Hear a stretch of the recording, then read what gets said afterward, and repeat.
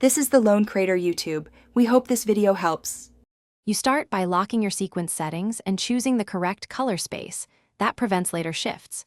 Once done, open Lumetri and perform basic correction. Set white balance, balance exposure, and tame highlights. Make sure to reference the scopes. Waveform shows exposure, Parade exposes RGB imbalances, and Vector Scope keeps skin tones on target. You're doing practical fixes now. Small moves, not dramatic looks. This gives a neutral base, so your creative grade will track predictably across shots. Once your base is neutral, build the look with careful secondaries and curves. That's how you shape mood without destroying skin tones. Use RGB curves to dial contrast and Hue vs Sat to push or pull specific colors.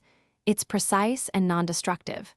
If something needs local work, create a Lumetri mask, track it, and adjust exposure or saturation in that area. Make sure to check the result on scopes and toggle the grade on and off to validate subtlety versus exaggeration. To finish, apply a final adjustment layer for a global LUT or gentle film curve, then set export settings to the delivery color space. That preserves your intent. Render at max bit depth and use signed 16-bit or float when available to avoid banding. If colors shift or artifacts appear, replay the scopes and toggle effects. Sometimes GPU acceleration causes differences. Disable it to test.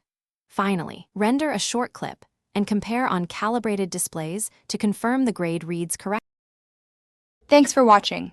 Consider subscribing if we helped you.